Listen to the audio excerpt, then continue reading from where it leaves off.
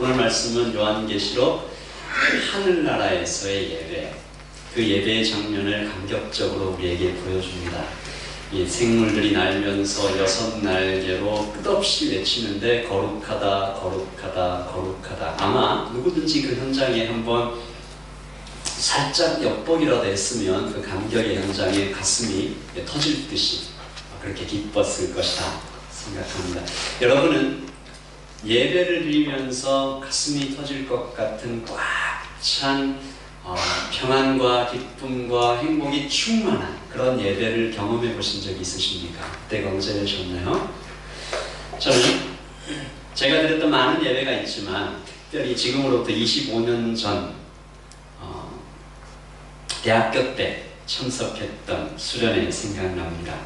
10,000명의 대학생들이 몽산포 바닷가에서 텐트를 치고 함께 자고 먹고 하면서 말씀 듣고 찬양하는 꿈같은 시간을 보내고 있는데요. 제가 그렇게 많은 성도들이 예수 믿는 사람이 참석하는 수련회를 처음 가보는 거죠. 그러니까 여기 앞을 보아도 예수 믿는 분이고 뒤를 보아도 예수 믿는 그런 분들이 한 10,000명 정도 이렇게 꽉 차 있는 거죠. 첫날 저녁 예배 집회를 마치고 돌아가는데 바닷가 전체에 찬양이 울려 퍼지고 있고 곳곳에 전등불 그 노란색 불빛이 아름답게 켜져 있는데 마주치고 지나가는 사람들마다 샬롬이라고 인사하는 거죠. 평안을 빕니다. 활짝 웃으면서 지나가는데 제가 잠시 여기가 천국인가? 그런 생각들, 어찌나 밝고 이쁘게 인사들을 하는지 그때 참 황홀했었던 기억이 납니다. 그때부터였던 것 같아요. 하나님, 저 이런 예배를 드리면서 평생 살 수 있으면 좋겠습니다. 제가 이 예배를 드리는 삶, 제 마음속에 정말 조그만 꿈이 하나가 언제나 내가 있는 현장에서 이런 예배를 드리면서 살면 좋겠습니다. 그런 꿈이 생기기 시작했고, 그러던 어느 날 제가 섬기던 조그만 교회였는데 찬양 사역자 한 분이 오셔서 찬양 집회를 열어주셨습니다. 그날 그분이 드린 찬양 중 한 곡이 유난히 제 마음속 깊이 고등학생 때였는데 대학생 때였는데 이렇게 쭉 박혔어요. 여러분 혹시 아시는지 모르겠는데 왜 날 사랑하나라는 곡인데 왜 날 사랑하나 왜 날 사랑하나 왜 주님 갈보리 가야 했나 왜 날 사랑하나. 굉장히 짧은 노래였는데 지금까지 선명히 기억이 나면서 그리고 그날부터 제가 기도하기 시작했습니다. 하나님, 제가 이런 예배를 드리며 평생 살고 싶습니다. 이 땅에서도 천국을 경험하고 싶고요.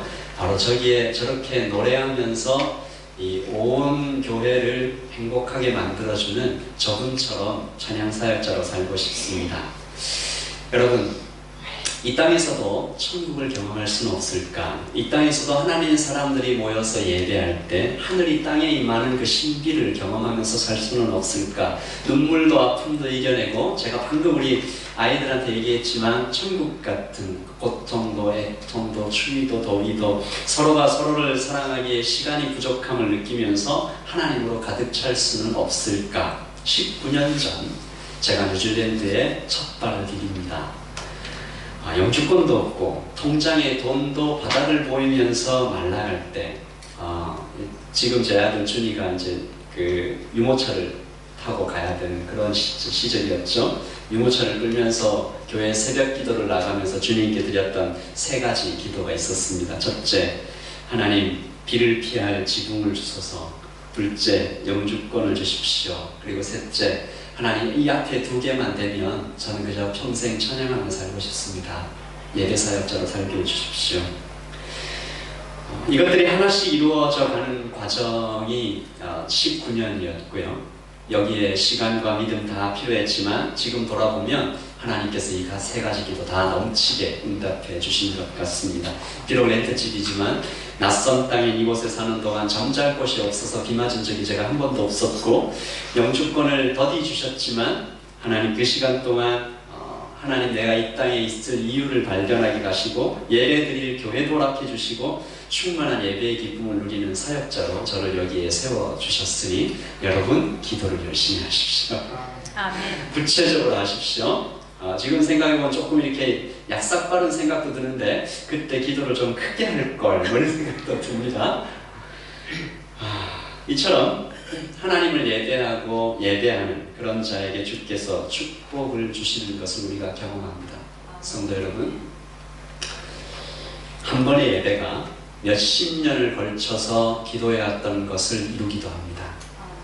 한 번의 예배가 완전히 딱딱해 굳어져 있는 마음을 뚫어버리기도 합니다. 한 번의 예배가 그 사람을 살려내는 것들을 저는 많이 보았습니다. 좀처럼 열리지 않을 것 같은 그 마음이 예배를 통해서 열어가는 것들을 저는 많이 보았고요. 저는 그래서 오늘 여러분과 예배의 축복을 나누고 싶습니다. 제가 19년 동안 뉴질랜드에 여기 오클랜드에 있으면서 최근 한 석 달가량을 정말 예배의 기쁨을 누리고 있는 것 같고, 특별히 수요 예배 때 우리 회중들과 함께 예배 드릴 때 너무 하나님께서 저에게 주시는 그 기쁨이 커서 오늘 꼭 여러분과 함께 예배의 기쁨을 좀 나누고 싶었습니다. 우리가 여기 이 땅에 발을 디디고 살면서 팍팍하고 힘든 일 많이 있을 수 있지만 이 땅에서 드리는 예배를 통해 천국을 경험해 갈 때 우리가 견딥니다. 그리고 우리가 이깁니다. 새로운 은혜의 계절과 회복을 꿈꾸는 예담교회가 그런 예배를 드리기 바라면서 이 말씀에서 나타나는 예배가 무엇인가 라는 질문에 한 3가지로 대답해 보도록 하겠습니다. 첫째, 예배는 내가 사는 이유입니다. 누군가 법륜이라는 승려에게 질문했습니다. 스님, 왜 살아갑니까? 스님이 대답하죠. 사는 데는 이유가 없다. 그냥 사는 것입니다. 풀이 자라는데 이유가 있나요?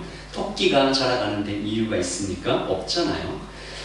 그처럼 사람이 사는 것도 다 그냥 사는 거예요. 그러니 왜 사냐라는 것은 올바른 질문이 아니고 어떻게 살아야 하느냐가 올바른 질문입니다. 인생은 그냥 저 길가에 핀 한 폭이 잡초와 같다고 생각하세요? 아무것도 아니에요. 그냥 길에 난 풀 한 폭이나 산에 있는 다람쥐나 여러분이나 다 똑같아요. 별거 아니에요. 그저 자기를 내려놓고 가볍게 살아가면 삶이 행복해집니다. 듣는 사람들이 와 하면서 박수를 칩니다. 아주 틀린 것은 아니죠. 어떻게 살아야 하는 질문이 의미가 있을 때도 있습니다. 그러나 여러분, 이 말은 너무 틀렸습니다. 사람이 사는데 이유가 있습니다. 그냥 사는 것이 아닙니다. 목적이 있습니다. 어떻게 살아야 하느냐도 우리가 물어야 하지만 왜 사냐라고 물어야 합니다. 무엇보다 인생은 그저 길에 난 한 폭이 잡초풀 같은 것이 아닙니다. 하나님은 사람을 신묘막측하게 wonderfully and skillfully 그렇게 지으셨다. 너는 나의 걸작품이다. 마스터피스다. 내 모든 것을 쏟아부었다. 한 신학자는 이렇게 말했죠. 사람은 마치 시처럼 지어졌다. 그냥 기능이 아니라 제품이 아니라 예술처럼 온 우주를 다 주고도 온 우주를 다 주고도 이 한 영혼을 못 바꾼다라고 말씀하실 것만큼 그렇게 귀한 존재가 바로 사람입니다. 왜 그렇습니까? 사람이 하나님을 따라 하나님의 형상을 따라 지음받았고 그 안에 유일하게 영이신 하나님과 바로 만날 수 있도록 하나님의 영을 부어주셨기 때문입니다. 그래서 가장 중요한 우리가 살아갈 때 정말 중요한 이유는 그 본질적인 이유는 바로 예배입니다. 온 우주의 피조물 중에 온 우주를 샅샅이 뒤져가도 천사를 제외하고는 하나님을 예배할 수 있는 존재는 사람밖에 없습니다. 우리 인생에 여러 가지 목적이 있을 수 있지만 궁극적이고 최종적인 목적이 바로 예배라는 것이죠. 하나님이 허락하신 이 땅에서의 삶도 가치가 있는 것이 있지만 결국 여러분, 이 땅에서 우리가 하는 모든 것은 다 사라질 것입니다. 건물도 허물어질 것이고 이 땅에 세워놨던 그 찬란한 문명도 시간이 지나면 사라집니다. 사람들이 해놓았던 그 어떤 업적도 성취도 다 사라질 것입니다. 권력도 사라지고 그 모든 것들이 오직 한 가지만 천국에서도 계속되고 영원히 남을 것입니다. 여러분, 이 땅에서 우리가 하고 있는 것들 중에 오직 한 가지만 천국에서 영원히 계속됩니다. 뭡니까? 예배입니다. 천국을 그려놓은 오늘 말씀뿐만이 아니라 성경의 모든 부분이 얼마나 많은 부분이 가장 중요하고 유일한 것이 예배이다. 인간은 예배하기 위해 창조되었다. 이사야 선지자는 말하죠. 43장 21절에 같이 읽어볼까요? 이 백성은 내가 나를 위하여 지었나니 나를 찬송하게 하려 함이니라. 웨스트민스터 서열이 문답 제1문이 사람의 제1 되는 목적이 무엇이냐라고 묻습니다. 이 질문을 쉬운 말로 하면 왜 삽니까?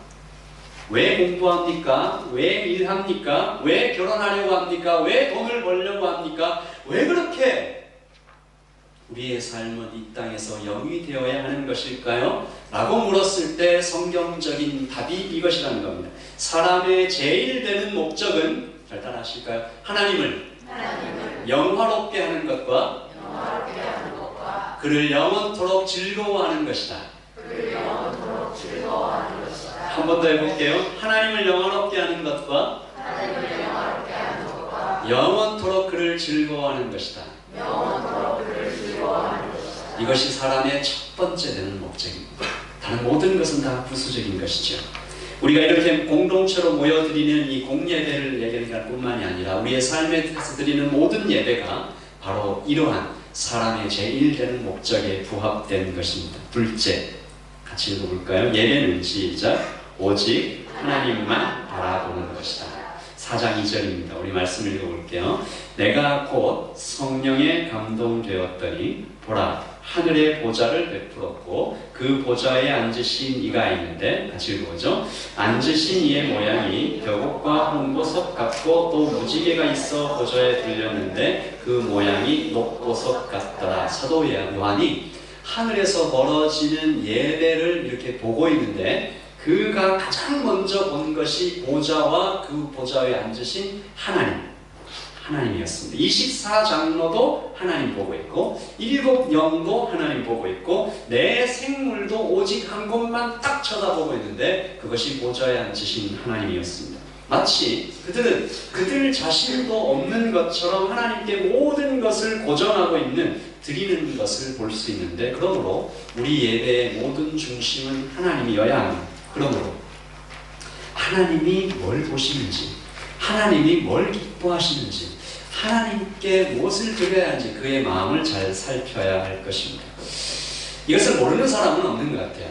예배는 무엇입니까? 하나님께 드리는 것입니다. 하나님을 찬양을 다 아는데 실천하는 사람은 적지 않고요.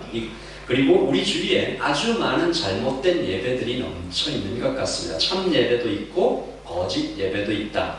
사울의 예배가 좋은 예가 될 것 같습니다. 자기 마음대로 드리는 예배. 블레셋과 사울의 군대가 전쟁을 했는데 당시 이스라엘은 3,000명, 블레셋은 수만 명.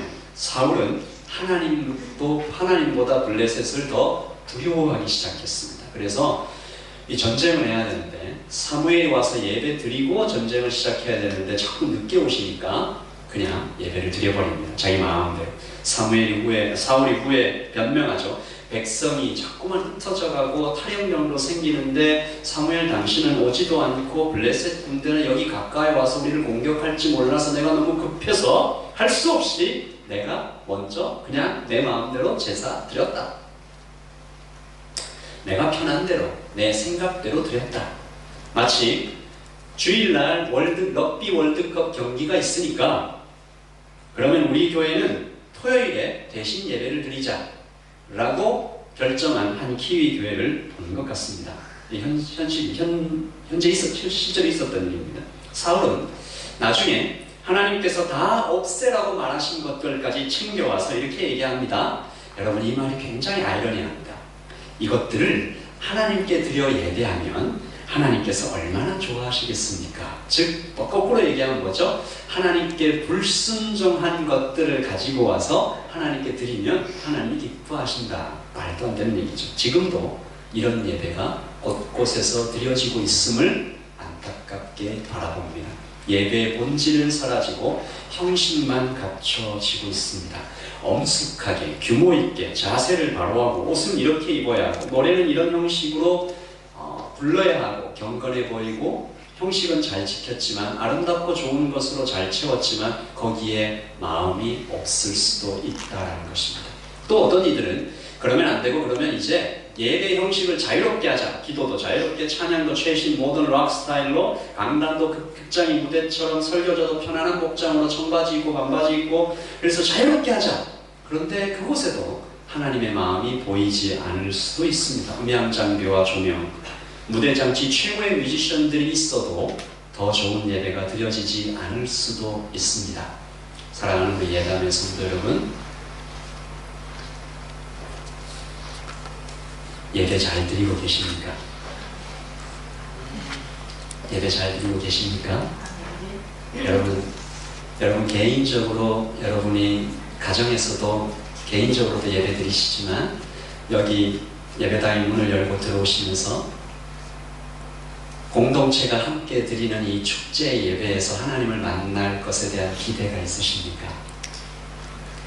여러분 지금 이 공간 안에 성령께서 가득 충만해 계셔서 너의 마음의 문을 열기만 하면 내가 그에게로 들어가 나는 그로 더불어 먹고 너는 나로 더불어 먹으리라. 볼지어다 내가 문 밖에 서서 두드린다. 그런 마음으로 성령께서 여기 충만히 계심을 알고 계십니까? 저는 어제 제자훈련생들과 이런 얘기를 나눴습니다. 만약에 사람이 성령의 충만을, 예배의 기쁨을, 살아계신 하나님을 정말 진심으로 단 한 번만이라도 만난다면 그 외에 다른 기쁨들은 쳐다보려고 하지 않을 것이다. 최고의 기쁨과 최고의 행복을 아주 짧은 순간만이라도 경험했다면 그는 다른 저급한 것들에는 관심 두지 않을 것이다. 제가 재작년 한 7월쯤인 것 같은데요, 한 찬양팀이 만든 노래였어요. 주를 위한 이곳에라는 찬양을 듣는데 갑자기 이렇게 눈물이 터질 때가 있잖아요. 그냥 기습적으로. 가사가 이렇습니다. 주를 위한 이곳에 예배하는 자들 중에 그가 찾는 이 없어 주님께서 슬퍼하시네. 주님이 찾으시는 그 한 사람, 그 예배자, 내가 그 사람 되길 간절히 예배하네. 아마 이 시를 적은 사람은 아마도 사람들로 가득 차 있는 어떤 교회의 주일 예배에 참석했던 것 같아요. 그런데 그 예배를 드리는 사람을 이렇게 한번 쭉 살펴봤더니 왠지 그 안에 생명이 없는 것 같아서 안타까웠던 것 같아요.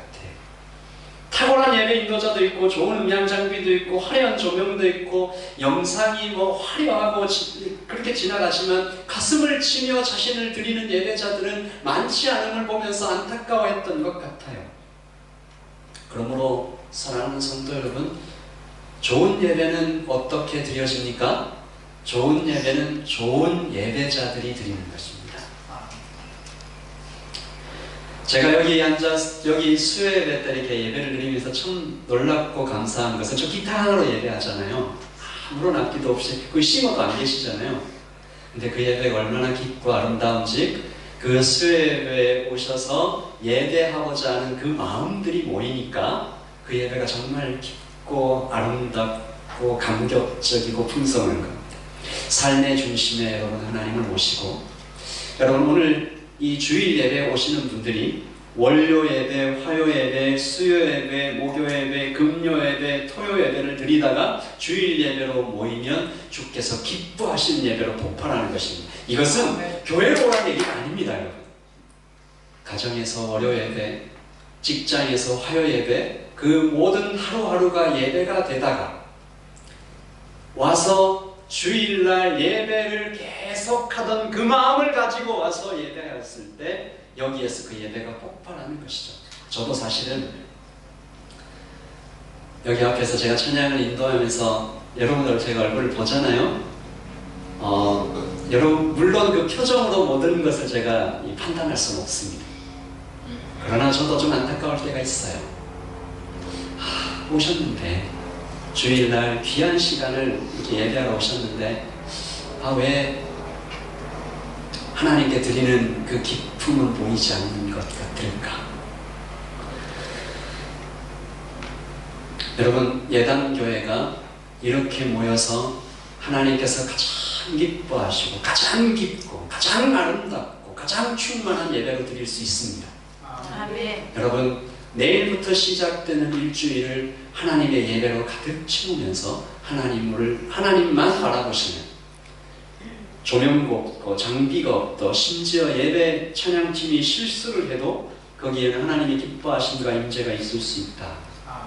한 성도님께서 페이스북에 이런 이야기를 쓰셨습니다. 여행지에서 어떤 조그만 한인교회를 가서 예배를 드리셨던 것 같아요. 그래서 그 제목이 이상해도 되는 교회, 제가 읽어보겠습니다.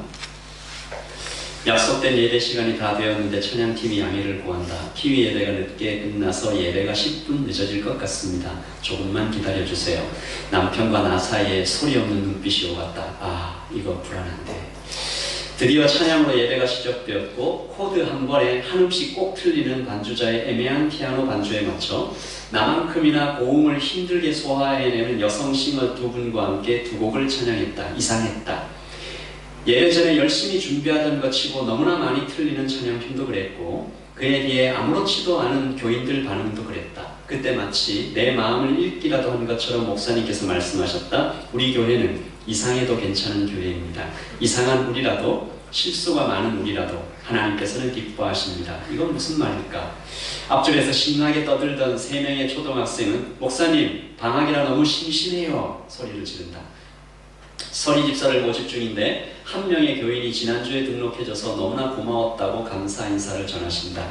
방문객들 한 사람 한 사람 자기소개를 하며 인사를 나눴다. 이 모든 것들이 어색하고 이상했다. 그런데 또 이상하게도 마음이 점점 따뜻해져 왔다. 우리 교회는 이상해도 괜찮은 교회입니다라는 말이 조금씩 이해되는 것 같았다. 유아 세례식이 시작되었다.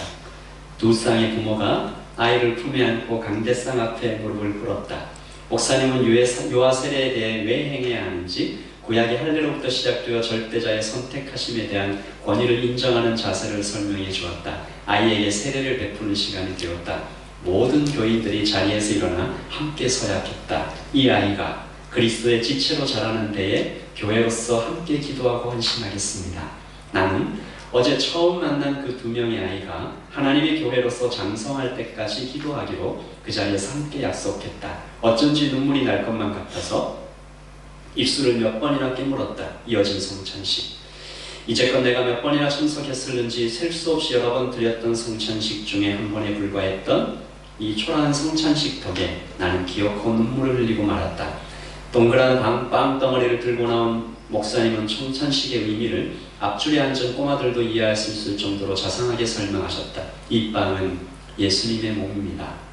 우리를 위해 찢겨지셨습니다. 절반으로 찢겨지는 빵을 보며 하마터면 소리를 지를 뻔했다. 이 포도주는 예수님의 피입니다. 이 피로 우리의 죄를 사하여 주셨습니다. 포도주가 저희 핏빛이었었나. 이윽고 한 명 한 명 자리에서 나와 들고 있던 빵을 조금 찢어내 포도주에 찍어 먹는 성찬을 행했다. 내 차례가 되었고 나는 한 개 다 먹고도 남을 그 좋아하는 빵을 손톱만큼 찢어내며 또 눈물을 흘렸다. 떨리는 손으로 포도주에 찍어 오물거리다가 또 눈물을 흘리고야 말았다. 여러분, 그 예배의 감동이 조금 전해져 오십니까? 좋은 악기가 없어도, 훌륭한 싱어가 없어도, 화려한 조명이 없어도 주님 한 분이 계시면, 그리고 그 예배에 참석하는 모든 성도들의 진실한 마음이 있으면 충분한 예배가 아닐까. 다시 한번 말씀드립니다. 예배는 인도하는 자보다 드리는 자에게 달려있는 것이 아닌가. 역사는 오직 하나님께 전부를 드린 그 예배자들의 그 예배 현장에서 일어난 놀라운 일들을 수없이 증언합니다. 무기 하나 없이 나갔던 여리고 전투 기억하시죠? 광야로 쫓겨다녔던 다윗의 시편을 기억하십니까? 여호와는 나의 목자시니 내게 부족함이 없으리로다. 목숨을 피해 아둘람 굴로 피해 다녔던 다윗이 썼던 시편, 죽음을 앞에 두고 드렸던 바울과 실라의 옥중 예배, 모든 상황이 아니다 할 때 이들은 오직 한 분이신 하나님을 예배하며 일어섰고, 그 일어선 예배자들을 통해 여리고는 무너지고 굳게 닫힌 옥문은 열리고 다윗은 하나님의 마음에 합했다라는 칭찬을 받고 이스라엘 역사 중 가장 위대한 왕으로 기록된 것입니다. 사랑하는 성도 여러분, 예배를 소홀히 여기지 마십시오. 예배를 귀하게 여기십시오. 우리에게 예배를 허락해 주신 하나님께 전심을 다하여 예배하십시오. 안개가 자욱하고 사방이 다 막혀도 하늘문이 열리는 그 경험을 예배를 통해서 우리가 경험해 나가면서 걸어갈 때, 고난과 한숨의 자리에서 오직 주님만 붙잡고 드리는 예배가 살아날 때 우리의 영도 함께 살아나는 것이죠. 하나님께서는 그러므로 그 예배를 통하여 무한한 축복을 예배자들에게 부어주시는 것을 알고 이것이 진리이며 이것이 비밀이다. 이것을 꼭 붙잡는 우리 예단의 예배자들이 되시기를 예수님의 이름으로 축복합니다. 마지막 세 번째입니다. 같이 읽어보죠. 예배는 시작. 온 마음을 다해 감탄하는 것이다. 말씀입니다. 내 생물은 각각 6날개를 가졌고 그 안과 주위에는 눈들이 가득하더라. 그들이 밤낮 쉬지 않고 이르기를 거룩하다 거룩하다 거룩하다. 주 하나님 곧 전능하시니요 전에도 계셨고 이제도 계시고 장차 오실 이시라. 내 생물이 예배를 하는데 감사를 훌쩍 뛰어넘어서 감탄하고 있죠. 매혹당했고 압도당했죠. 우리의 예배에 이런 것들이 나타나야 합니다. 언제부턴가 우리 예배가 좀 건조해져 가는 것들을 느낍니다. 예배에 거의 기대감이 사라져버린 것 같은 분들도 보일 때가 있습니다. 손을 들고 찬양해 본 적이 언제이셨습니까? 한량없는 은혜의 예배 중에 무릎이 꿇어지고 눈물이 쏟아졌던 적은 언제입니까? 이것을 조나단 에드워드는 거룩한 정서라고 불렀습니다. 하나님을 예배하는 사람 중에 이 거룩한 정서가 없을 수가 없다. 물론 겉으로 보이는 것이 다가 아니지만 분명한 것은 우리 예배에 열정이 좀 식어버리는 것 같다. 마치 공연을 보러 온 사람들처럼 예배하는 분들이 계십니다. 이유는 여러 가지가 있겠죠. 먼저 목사와 리더들의 죄가 큽니다. 그리고 내일의 예배를 드리지 않고 이곳에 모이신 우리 모두의 책임이 큽니다. 일주일에 한 번 1시간 30분 남짓, 그것도 잠을 깨워 겨우 앉아있는 그 시간에 우리는 과연 하나님을 얼마나 알 수 있을까요?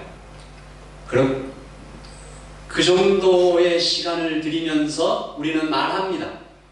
우리가 1년에 52주를 한 번도 안 빠지고 예배하는데 무엇이 더 필요합니까? 여러분, 친구 한 명을 새로 사귀어도 수십 수백 번을 만나야 겨우 알 수 있습니다. 제가 예전에 섬기던 교회 청년 중 한 명이 목장이 새롭게 구성이 되었는데 인원이 많지도 않아요. 한 6, 7명 되는데 6개월이 지났는데 아직도 서로 잘 모르겠다. 이런 얘기를 하더라고요. 제가 그랬어요. 도대체 얼마나 더 만나야 서로가 알게 되냐. 부부가, 그런데 그 말이 맞아요. 또 부부가 10년을 겨우 같이 살고서 겨우 조금 알았다라고 말하는 경우도 있죠. 우리는 하나님을 너무 몰라요. 물론 여기 서 있는 저도 하나님을 많이 안다고 할 수 없습니다. 그런데 제가 자신 있게 말씀드릴 수 있는 것은 하나님을 알면 더 알수록 여러분이 더 감격하게 되실 것이라는 것입니다. 이것이 신비한 것이 하나님을 알면 더 알수록 제 마음의 확신으로 찾아오는 것은 나는 하나님을 너무 모르고 있었구나. 이 앞에 놓여진 하나님 그 알미 앞으로 무한히 더 크겠구나. 모르는 하나님께 우리가 어떻게 감탄합니까? 아는 만큼 예배하고 예배한 만큼 더 알게 될 텐데 감탄하는 사람은 손을 들게 되겠죠. 소리를 지르겠죠. 뛰고 엎드리게 됩니다. 우리 청년들이, 청소년들이 어떤 그 가수들의 콘서트에 가서 이렇게 지르는 함성을 들어보셨겠죠. 감탄한 것입니다. 잠잠한 중이라도 가슴 속에서는 깊은 탄성과 감사가 흐르죠. 얼굴을 땅에 대고 압도당합니다. 그리고 드리는 것입니다. 아깝지 않아요. 이것이야말로 우리가 회복해야 될 예배의 본질 중 하나입니다. 마지막 날이 되면 여러분, 우리가 지금 드리는 이 예배 중에서 감격과 경탄과 이 감탄을 누리지 못하면 마지막 날 참 부끄러움을 겪게 될 것입니다. 여러분, 마지막 날이 되면 주님께서 다시 오시게 될 때는 그 누구도 더 이상 시큰둥하게 예배할 수 없을 것입니다. 5장 13절입니다. 내가 또 들으니 하늘 위에와 땅 위에와 땅 아래와 바다 위에와 또 그 가운데 모든 피조물이 이르되, 같이 읽어보죠. 보좌에 앉으시니와 어린 양에게 찬송과 존귀와 영광과 권능을 세세토록 돌릴지어다. 아멘. 이 말씀에 주목하십시오. 그리스도인들 뿐만이 아닙니다. 하늘 위, 땅 위, 땅 아래, 바다 위, 그 가운데 있는 모든 피조물이 우리를 두렵게 하는 것은 그날에 어떤 이는 감탄하며 예배하고 어떤 이는 공포 가운데 떨며 예배할 것입니다. 하나님께서 처음 오실 때는 연약한 인간으로 어린 양처럼 오셨지만 그날에는 심판의 왕으로 오실 것입니다.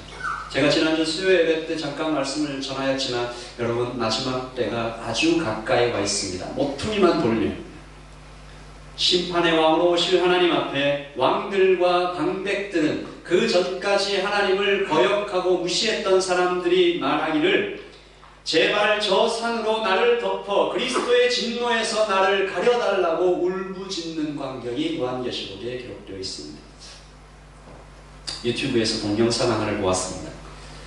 여러분 보신 분 계실 텐데, 전쟁터에 나갔다가 돌아온 군인들이 아무 말 안 하고 집으로 이렇게 깜짝 방문을 해서 그 아이들을 그리고 그 딸들을, 아내를, 또 혹은 애인들을 만나는 장면 혹시 보신 적 있죠? 얼마나 눈물을 흘리며 기뻐하는지 보는 사람들로 하여금 다 함께 그 기쁨에 동참하게 됩니다. 우리가 그날에 마침내 고향에, 본향에 들어갈 때 아마 우리가 그럴 것입니다. 아, 이제 집이다. 우리 주 예수 그리스도께서 두 팔을 벌려 가져주시고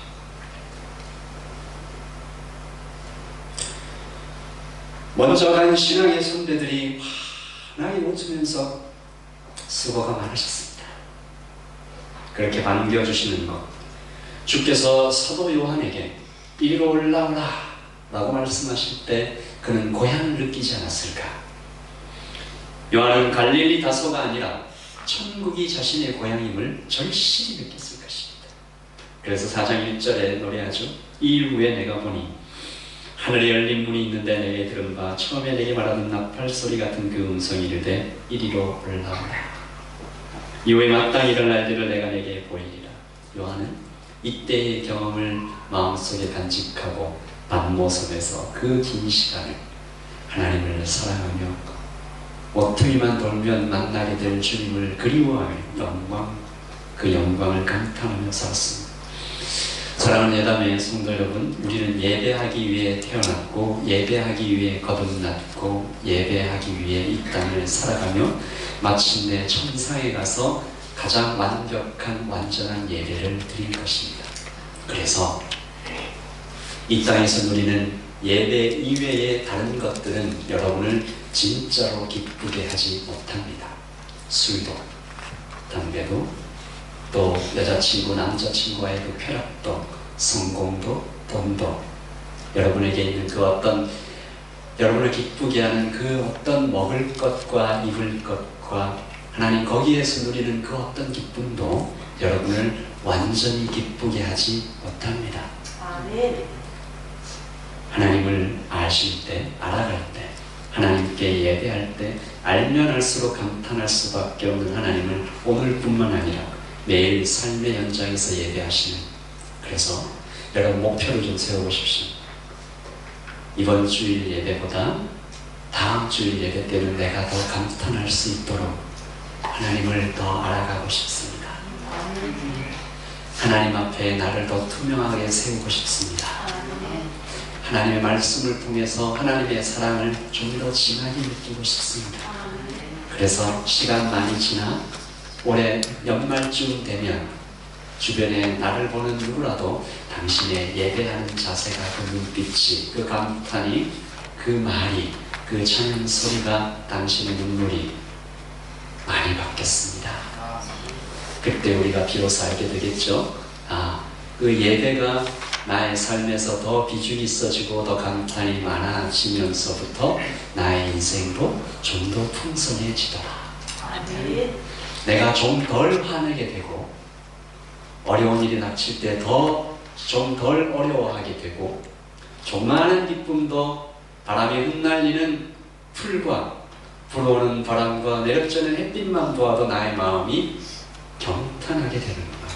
작은 일에도 기뻐하고 큰 일에 흔들리지 않게 되는구나. 아무것도 두려워하지 말고 아무것도 염려하지 말고 오직 모든 일에 기도와 간구로 너희 구할 것을 감사함으로 하나님께 하려면 지각에 뛰어나신 하나님이 그리스도의 그 평안으로 채우신다는, 이게 그런 뜻이구나.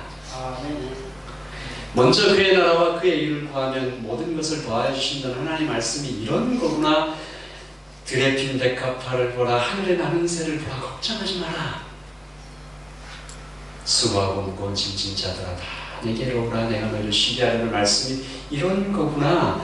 그래서 우리 믿음의 선배들은 사형장에서도 하늘을 쳐다보며 얼굴이 천사같이 빛나며 죽어갔겠구나. 스데반이 그래서 그랬겠구나. 베드로는 그래서 나는 차마 십자가에 똑같이 매달리지 못하겠습니다. 거꾸로 매달아 주십시오. 그렇게 말했었겠구나. 우리 신앙의 선배들은 그래서 그 어려운 상황에서도 주님을 아는 찬양과 아기를 등에 업고도 새벽에 나와 차디찬 마룻바닥에서 주님을 만나고자 그렇게 기도했었겠구나. 여러분, 그렇게 우리의 예배와 함께 우리의 심성과 우리의 육체와 우리의 미래와 우리의 관계가 새로워지시기를 예수님의 이름으로 축복합니다. 아멘.